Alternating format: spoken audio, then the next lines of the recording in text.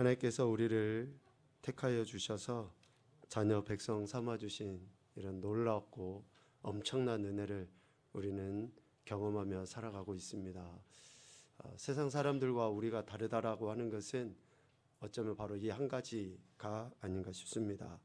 우리는 하나님의 자녀요 백성이고 또 하나님의 기업입니다. 그래서 지금 우리의 삶의 모습이 어떠든지 간에 하나님만 바라보고 또 영원한 천국을 소망하며 나가는 그러한 인생이 되어야 한다라는 생각을 합니다. 그렇기 위해서 우리는 철저하게 하나님께, 하나님 말씀에 굴복하고 복종하는 그러한 신앙과 삶의 태도를 보여야 됩니다. 오늘 기도도 하셨지만 우리의 삶을 하나님께 내어 맡기고 하나님이 인도하시는 대로 따라가는 것, 이것이 우리를 구원해 주신 하나님께 대한 우리의 합당한 태도다라는 것입니다. 그러기 위해서 가장 먼저 해야 되는 것이 우리의 마음을 하나님께로 돌이키는 겁니다. 우리의 마음을 하나님께 굴복시키고 하나님께 복종시키는 것이 가장 먼저 있어야 한다라는 것이죠. 우리 여호수아서 24장 14, 15절 말씀을 한번 봤으면 좋겠습니다. 성경 여호수아 24장 14, 15절입니다.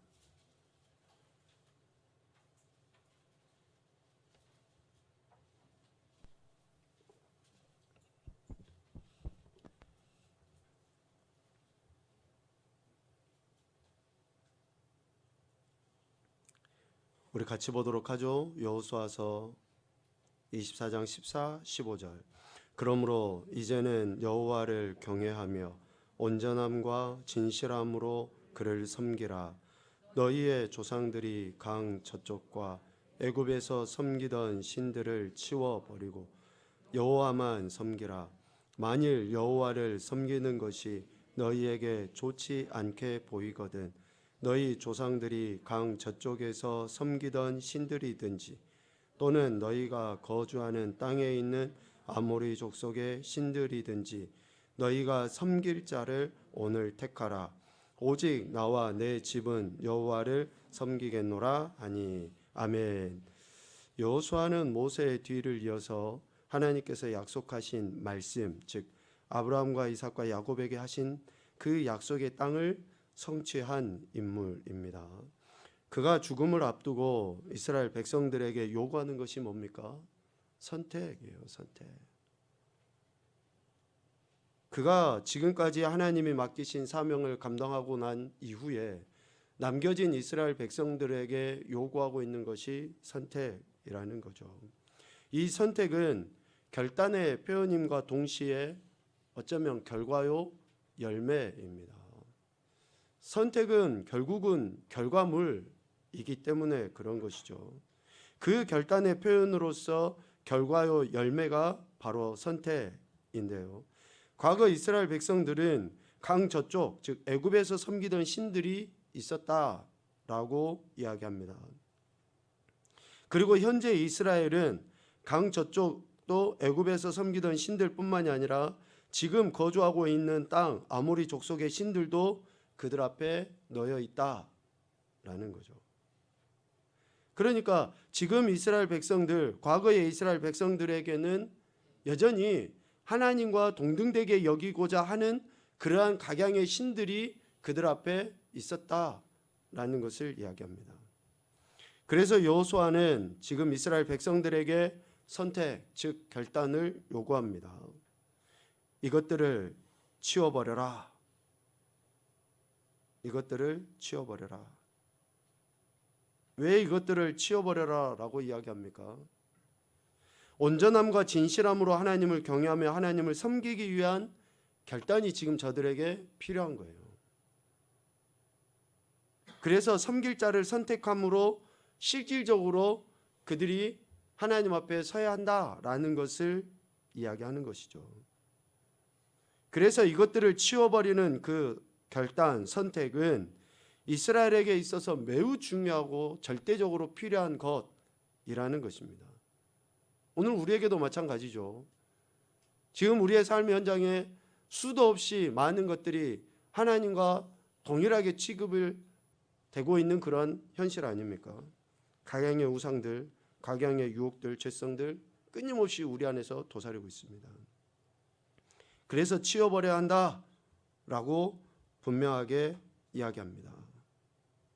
여기서 치워버려라 라고 하는 그 말은 하나님을 섬기되 잡다한 생각이 없이 오직 하나님만을 향한 그런 순수한 마음, 그리고 어떠한 유혹에도 견딜 수 있는 견고한 마음을 얻기 위하여 먼못으로부터 떠나다, 먼못으로부터 떠나다, 먼못으로부터 벗어나다, 또 먼모에서 돌이키다 라는 그 말이 치워버리라 라는 말의 의미입니다. 벗어나는 거죠. 또 떠나는 거예요. 거부하는 겁니다. 이게 치워버리는 거거든요. 얽매이지 않는 거예요. 그 무엇에 얽매이지 않음으로 인해서 어때요? 하나님께로 돌이키고 하나님께 매이는, 그것이 바로 치워버리다. 그러니까 치워버려라 라고 하는 그 말의 의미는 원래의 상태로 돌아가야 한다. 원래의 상태로 돌아가야 한다. 우리는 하나님의 피조물이라고 이야기합니다. 그러면 하나님의 것이에요. 하나님께 마음을 둬야 되고 하나님께 집중해야 되는 것이 우리 인생입니다. 그런데 세상을 살아가면서 하나님께 마음을 두지 못해요. 세상에 다른 것에 마음을 둡니다. 치우쳐 있어요. 거기에 빠져 있습니다. 거기에서 돌이켜라는 거예요. 거기에서 벗어나야 한다는 것이고 거기서부터 떠나야 한다는 것을 이야기하고 있습니다. 그러니까 강 저쪽에서 섬기던 신들로부터 떠나야 되고, 지금 아모리 족속의 신들로부터 떠나서 어디로 향해야 됩니까? 하나님께로. 하나님께 집중하고 하나님만 바라보는, 하나님께 돌이키는 그러한 선택이 있어야 한다, 결단이 있어야 한다라는 것을 이야기합니다. 하나님의 택함 받은 백성은 오직 하나님의 음성을 듣고 그 뜻에 순종하며 하나님을 섬기는 것이 당연합니다. 당연해요. 그것처럼 애굽이나 세상 거기에서 섬기던 신들을 치워버리고 떠나버리고 벗어나서 하나님께 돌이키는 것은 당연하다라는 거죠. 그래서 오늘 여호수아는 남겨진 이스라엘 백성들에게 이 결단을 요구하는 것입니다. 그래서 이 결단은 회개의 원형이라고 해도 틀리지 않습니다. 회개의 모습인 거예요. 우리의 신앙은 이 결단, 즉 회개에서부터 시작됩니다. 오늘 나를 복종케 하자라는 타이틀로 우리 계속 이제 말씀을 좀 볼 텐데요. 첫 번째로 참된 선택에 대해서 이야기를 합니다. 참된 선택. 참된 선택은 결국 하나님께로 돌이키는 것입니다. 하나님께로 돌이키는 것. 그러니까 회개죠. 회개 없는 신앙의 시작이 있을까요? 하나님을 믿고 예수를 믿는 믿음이 있을까요? 회개가 없는데.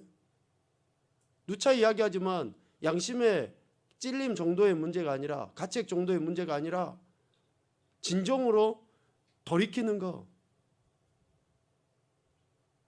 우리의 발걸음이 세상을 향해 나갔다면 이제는 하나님께로 향해 나가야 되고, 세상 소리에 귀를 기울였다면 하나님의 음성에 귀를 기울여야 되고, 이러한 돌이킴이 있을 때에 우리의 신앙은 하나님을 믿는 믿음의 신앙, 또 그것의 시작이라고 할 수 있는 것이죠.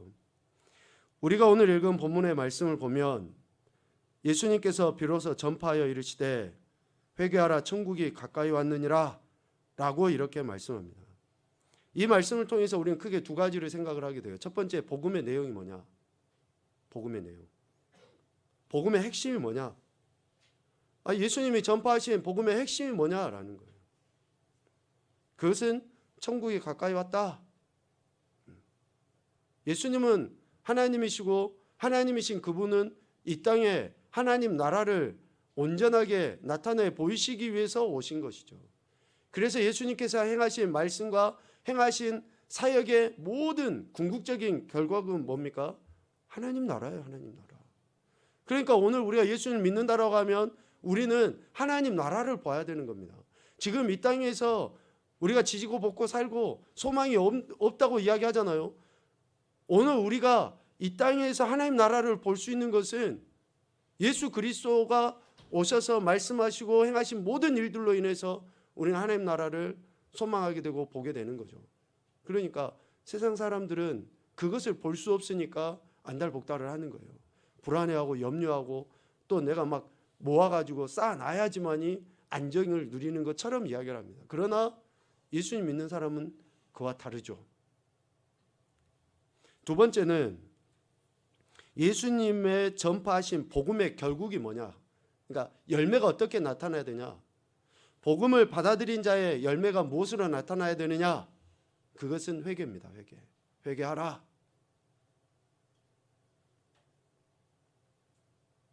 전파하신 복음의 그 결국은 오늘 우리의 회개로 드러나야 한다라는 것을 이야기해요. 그러니까 우리가 하나님 말씀을 읽으면 읽을수록 어떤 생각을 하게 됩니까? 저 인간이 진짜 나쁜 놈이었네, 이런 생각이 안 들어요. 내가 정말 하나님 앞에 내가 정말 죄인이구나, 내가 정말로 하나님 앞에 온전함으로 못 서 있구나. 우리 자신을 돌아보게 돼 있어요. 왜? 나의 연약함을 보게 만드시거든요. 복음이 우리 안에 들어오면 들어올수록 회개하게 만드시는 거예요. 회개하게 만드시는 거예요. 그래서 왜 우리가 회개하는가 라고 이렇게 질문을 해보면 천국이 가까이 왔기 때문이다 라고 할 수 있죠. 왜 회개해야 되느냐? 천국이 가까이 왔기 때문이다. 여기서 가까이 왔다라는 단어의 헬라어 시제는 완료 시제입니다. 완료형이에요. 그러니까 지금 막 도래했다. 지금 막 도래했다. 지금 천국이, 하나님 나라가 막 도래했다라고 이야기하는 거예요. 그러니까 결국 이 말씀을 따져보면 천국은 언제 임하십니까? 네, 아멘. 지금. 네. 예수 그리스도가 이 땅에 오심 그 자체가 천국이라는 거죠. 천국. 그러니까 예수님은 하나님이시고 하나님이신 그분이 이 땅에 오심 자체가 하나님 나라가 임했다라고 하는 거예요. 그러니까 저와 여러분은 지금 하나님 나라의 삶을 살아가고 있는 거예요. 이게 우리의 믿음이라는 것이죠. 그런데 세상 사람들은 이것을 모르니까 참 여러 가지 선택의 순간순간에 놓이면서 육신이 원하는 것, 또 세상적인 것, 입에 잠깐 달고 좋은 것, 이런 것을 쫓아갑니다. 그러나 우리 믿음의 사람은 또 성경에서는 그렇게 이야기를 하지 않죠. 현대인들은 여러 가지 또 선택과 결단을 해 보려고 합니다. 그런데 왜 그러한 것들이 잘 되지 않을까? 왜 그런 것들이 실질적으로 우리 삶에서 이루어지지 않을까?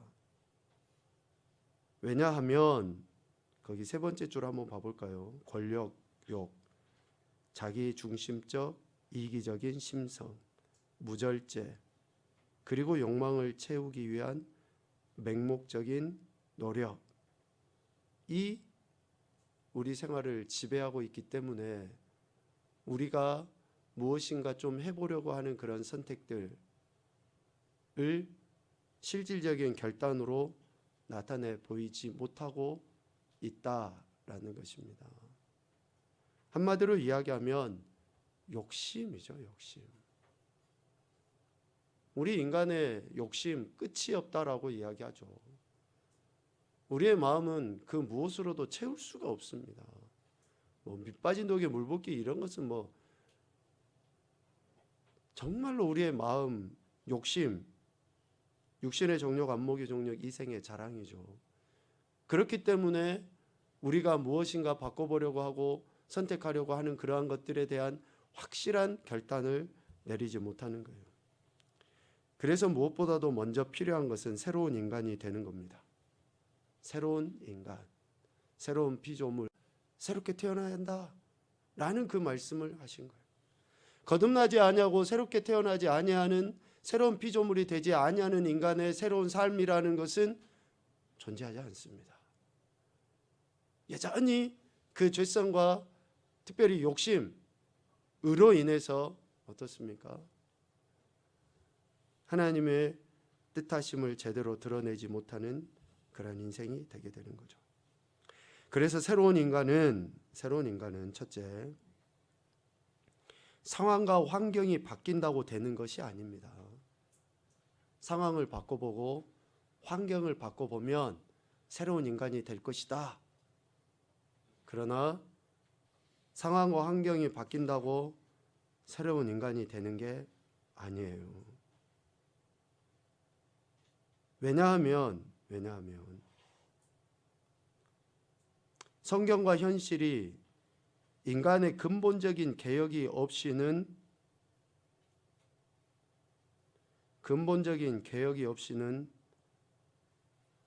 새롭고 도덕적인 상황도 있을 수 없다는 것을 증명하고 있기 때문에 그렇습니다.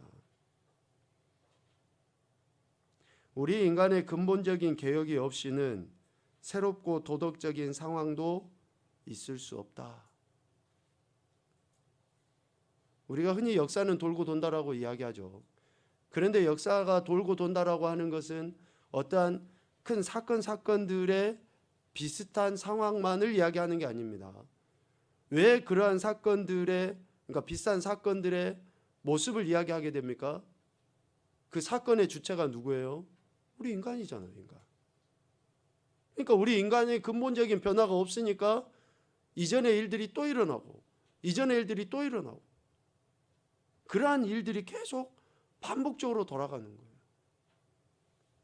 근본적으로 우리 인간이 변화되지 아니하고 바뀌지 아니하는 것은 어떤 상황이 환경이 바뀐다 할지라도 그것은 여전히 똑같아요.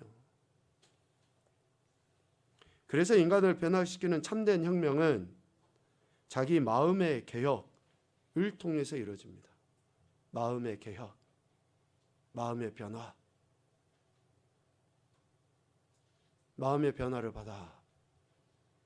마음이 변화되지 아니하는데 우리의 상황이 바뀐다고 틀려질까요? 환경이 좀 달라진다고 틀려질까요? 그렇잖아요.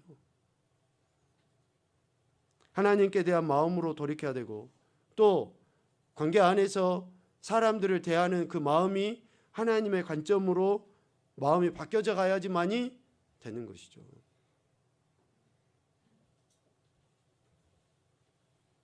마음이 바뀌어야 됩니다. 마음의 개혁.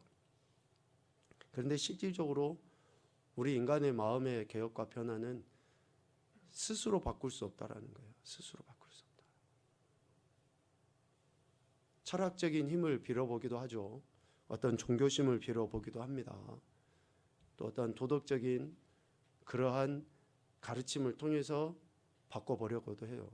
그러나 그 모든 것들은 죄성의 발로의 표현이에요. 미안하지만 도덕도 우리 인간이 가진 죄성의 표현이에요.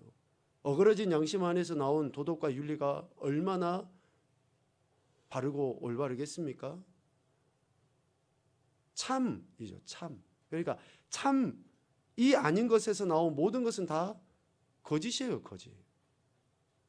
우리 인간이 가진 이런 도덕과 윤리가 정말로 그게 참인가 보면 그것도 아니잖아요. 기준에 따라 틀려져요. 상황에 따라서. 그래서 우리의 마음의 개혁은 스스로 할 수 없다. 마음을 창조하신 하나님께 도움을 청할 때 하나님은 은혜를 베푸셔서 각 개인의 마음을 개혁하십니다. 아멘입니까? 우리의 마음을 하나님 앞에 드리는 것밖에 없어요. 우리의 마음을 지으신 하나님께서 우리의 마음을 다스려 주시도록, 바꿔주시도록, 새롭게 하시도록 하나님의 은혜를 구하는 것, 이것이 우리의 마음을 개혁시키는 가장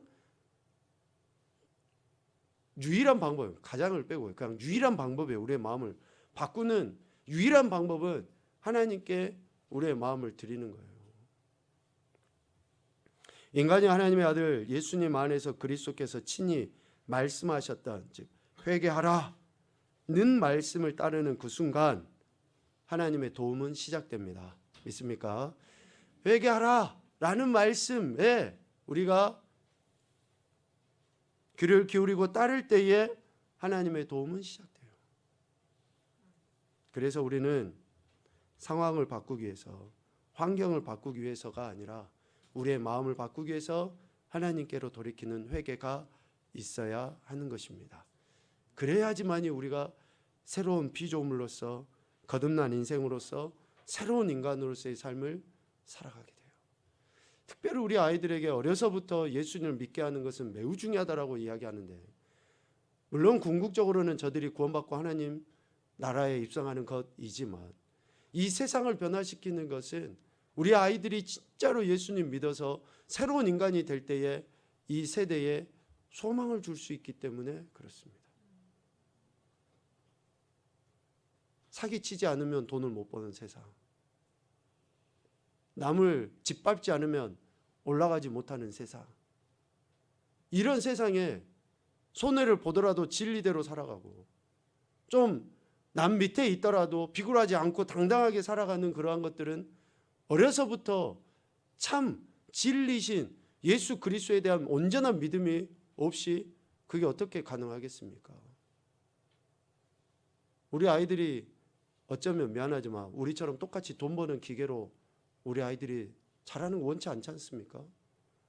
정말로 저들이 세상을 변화시키는 그러한 그리스도인으로 세워지기를 원한다 그러면 그들이 어려서부터 이러한 주님 안에서 새로운 인간이 돼야 한다라는 것이죠.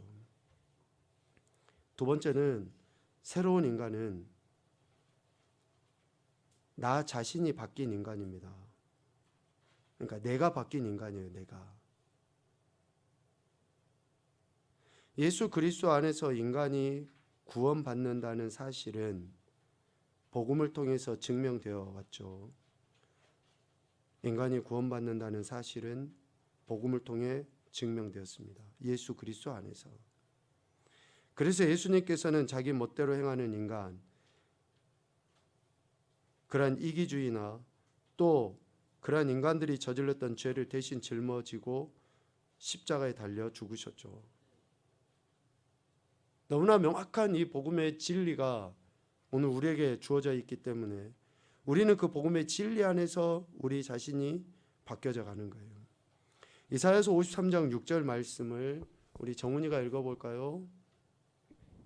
우리는 다 양 같아서 그릇 행하여 각기 제 길로 갔거늘 여호와께서는 우리 모두의 죄악을 그에게 담당시키셨도다. 아멘.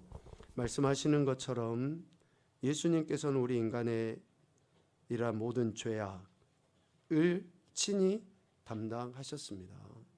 그래서 우리가 이 분명한 진리 사실 복음을 믿을 때에 우리는 영적 자유를 얻습니다. 이 영적 자유는 세상의 죄에 이전에 바뀌기 전에 내가 얽매였던 것에서 돌이키게 합니다. 회개한다라고 이야기할 때에 이 진리를 믿음으로 우리는 회개하는 거예요. 이전에 죄에 얽매였던 것에서 돌이키는 것인 것이죠. 믿음 안에서 예수 그리스도께 자기의 모든 문제를 내어 맡기는 자는 하나님의 새로운 피조물이 됩니다. 믿습니까? 하나님의 새로운 피조물은 이때 비로소 되는 거예요. 예수 그리스도께 맡김으로. 우리 주영이 한번 읽어봅시다. 고린도서 5장 17절. 그런즉 누구든지 그리스도 안에 있으면 새로운 피조물이라 이전 것은 지나갔으니 보라 새 것이 되었도다. 아멘. 예수 그리스도 안에서 우리는 새로운 피조물, 새로운 인간이 되는 것입니다. 그래서 새로운 인간은 내가 바뀌는 거죠. 새로운 피조물이란 내가 이제까지 의미 있게 살지 못하고 그리스도 안에서 풍성하게 살지 못했다고 고백하는 것으로 자기 마음의 개혁, 즉 예수 그리스도 안에서의 새로운 삶을 가리킵니다. 예수 그리스도 안에서의 새로운 삶을 가리킵니다. 그래서 회개의 믿음은 바로 이거예요. 내가 예수님으로 말미암아 새로워졌다. 그래서 새로운 인간은 결국 속사람이 예수 그리스도로 말미암아 바뀐 인간을 의미합니다. 속사람이. 우리의 속사람이 얼마나 예수 그리스도로 말미암아 바뀌어졌는가 한번 생각을 해보는 거죠. 오늘 우리 도윤이하고 레원이 왔으니까 도윤이 레원이가 한번 읽어볼까요? 도윤이가 로마서 6장 6절 7절 도윤이가 한번 읽어보자. 시작. 우리가 알거니와 우리의 옛사람이 예수와 함께 십자가에 못 박힌 것은 죄의 모인 죽어 다시는 우리가 죄에게 종노릇하지 아니하려 함이니 이는 죽은 자가 죄에서 벗어나고부터 하심을 얻었습니다. 아멘. 자, 속사람이 예수 그리스도로 말미암아 바뀐 인간이 새로운 인간, 새로운 피조물인 것이죠. 옛사람이 예수와 함께 십자가에 못 박힌 것. 그래서 죄에게 종노릇하지 아니하고 죄에서 벗어나 의롭다함을 얻은 인생. 오늘 저와 여러분이 이러한 인생인 줄로 믿습니다. 여러분 먼저 선포를 하십시오. 선포하시면 그 선포한 대로 하나님께서 우리에게 더 큰 믿음을 주십니다. 세 번째, 새로운 인간은 새로운 중심을 갖고 살아갑니다. 새로운 중심. 하나님께서는 성령의 도우심과 함께 모든 것을 새롭게 생각하는 사람, 즉 하나님의 말씀에 감동을 받아 새로운 가치를 추구하며 사는 사람들에게 새로운 세계를 보이시죠. 여러분 미안하지만 새로운 세계를 창조하시고 보이신다라는 것이 뭐 완전히 그냥 유토피아 같은 그런 것을 뭐 에덴 동산 처음에 동산을 보여주신 게 아니라 우리의 눈이 바뀌어지게 만드는 거예요. 상황은 똑같아요. 환경도 똑같아요. 뭐 관계에 있는 사람들 별반 다르질 않아요. 그런데 우리가 새로운 피조물이 되잖아요. 내 마음이 바뀌어지잖아요. 그러면 다르게 보여요. 똑같이 보던 사람도 더 예뻐 보이기도 하고. 자, 예뻐 보이십니까? 네. 제가 1층에 그 물을 마시러 내려갔는데 예배 전에 아이들 한 4-5명이 앉아서 이렇게 이야기를 하고 있더라고요. 근데 그 아이 중에 한 아이가 저를 딱 보면서 목사님은 오늘 눈도 예쁘고요. 머리도 멋있고요. 오늘 너무 강요 같아요. 네. 참 관점이 바뀌어요. 쟤는 성령 충만이라고 은혜 충만이라고 믿음이 대단하다고 그럴 수 있겠죠. 아니 똑같은 모습이고 똑같은 상황이고 환경인데 어때요? 내가 하나님의 은혜가 있으면 달라 보이는 거죠. 지금 그 이야기를 하는 거 아닙니까? 우리가 성령의 도우심, 성령의 역사하심, 하나님의 말씀에 대한 감동을 받았다라는 것은 뭡니까? 새로운 가치 판단 기준으로 바뀌어져 버렸다라는 거예요. 여전히 세상의 가치 판단 기준으로 보면서 불평과 원망과 시기 질투가 아니라 상황이 똑같지만 하나님께 기대를 두고 하나님께 소망을 두고 보는 눈이 틀려져 버리니까 관점이라고 이야기하잖아요. 보는 눈이 달라지니까 새롭게 보여지고 은혜스럽게 받아들여지고 또 어쩌면 긍휼을 여기게 되고. 여러분 우리 예수님 믿는 사람들이 지금 이 시대를 보면서 정말로 가슴 아파하고 기도 많이 하셔야 되는데요. 어쩌면 우리와 직접적인 관계가 없다라고 해버리면 정말 그거는 너무나 그냥 일반 사람들도 무책임하다라고 이야기하지만 적어도 예수님 믿는 사람들은 이러한 세태 속에 우리가 가슴 아파하면서 함께 기도해야 됩니다. 왜요? 하나님의 마음을 적어도 우리가 품고 하나님의 눈으로 저들을 바라본다 그러면 하나님이 지금 이 세대를 어떻게 보겠습니까? 그래서 새로운 가치를 추구하며 사는 사람에게 하나님이 새로운 세계를 창조하신다는 것은 보는 관점을 다르게 만들어 주신다라는 거예요. 여러분 적어도 우리 향상교회 식구들이 정말 이러한 영적인 눈, 어쩌면 새로운 믿음의 눈으로 이 세대를 바라보며 하나님의 은혜도 구하시고 또 중보기도도 하시고 또 어쩌면 더 적극적으로 우리가 축복하면서 이 세대를 영적으로 이끌어 나갔으면 좋겠다는 생각을 합니다. 삶의 중심을 자기 자신에게 두지 아니하고 오직 하나님께 두고 하나님께만 영광을 돌리고 살아갈 때에 관계 속에 있는 이웃들의 행복을 위해서 우리 자신을 내줄 수 있게 되고 또 실질적으로 순종하는 삶을 살아낼 수 있게 되기 때문에 그렇습니다. 이것이 바로 새로운 인간, 새로운 피조물의 모습이다라는 것을 오늘 우리에게 이야기합니다. 하나님께만 영광을 돌리고 우리의 몸처럼 사랑하라 하신 이웃의 온전한 행복을 위해 자신을 죽이며 순종하는 삶을 살아갈 수 있게 됩니다. 우리의 중심이 바뀌어야죠. 이제 하나님께 초점을 두고 살아야죠. 우리 려원이가 한번 읽어볼까요? 갈라디아서 2장 20절. 내가 그리스도와 함께 십자가에 못 박혔나니 그런즉 이제는 내가 사는 것이 아니요 오직 내 안에 그리스도께서 사시는 것이라. 이제 내가 육체 가운데 사는 것을 나를 사랑하는 나를 위하여 자기 자신을 버리신 하나님의 아들을 믿는 믿음 안에서 사는 것이라. 아멘. 이렇게 예수 그리스도와 함께 죽고 예수 그리스도와 함께 다시 살아서 예수 그리스도께서 하시려 하신 그 일을 우리가 행해 나갈 때에 그것이 우리가 예수 그리스도를 믿는 새로운 피조물이라는 것을 드러내 보이는 것입니다.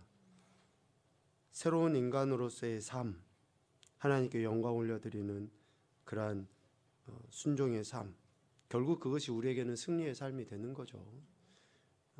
이것이 우리가 추구해야 될 삶이라는 것입니다. 결국은 우리가 하는 선택은 오직 복음이신 예수 그리스도를 선택하는 것만이 유일한 선택이어야 됩니다. 어떤 상황에서도 예수님을 선택하는 것. 성령 하나님의 역사는 바로 이 한 가지에 집중되어 있습니다. 우리가 예수님을 선택하도록. 성령님은 처음부터 마지막까지 그렇게 일하실 겁니다. 그렇다면 오늘 우리 안에 계신 성령님이 그러한 일들을 행해 나가신다 그러면 우리가 어떤 상황에 놓인다 할지라도 선택은 오직 예수님이어야 돼요. 예수님이 아닌 선택을 한 것은 다시 내가 회개부터 점검을 해야 될 그런 내용이라는 것을 이야기하게 됩니다. 정리하죠. 여호수아를 통해서도 우리에게 교훈을 주시고 또 예수 그리스도께서 친히 이 땅에 오셔서 우리에게 명령하심과 같이 우리는 예수 그리스도께 우리의 마음을 드리고 세상에서 살아가던 그 습성을 버리고 예수님 앞에 무릎 꿇는 그런 굴복, 복종, 즉 선택을 통해 하나님의 영광을 드러내야 할 줄로 믿습니다. 날마다 말씀과 기도 안에서 성령님이 이끄시는 대로 예수님께 집중하여 하나님의 영광을 드러내고 하나님 나라를 누리며 살아가는 그런 귀하고 복된 인생들이 되시기를 주님의 이름으로 축복합니다. 아멘.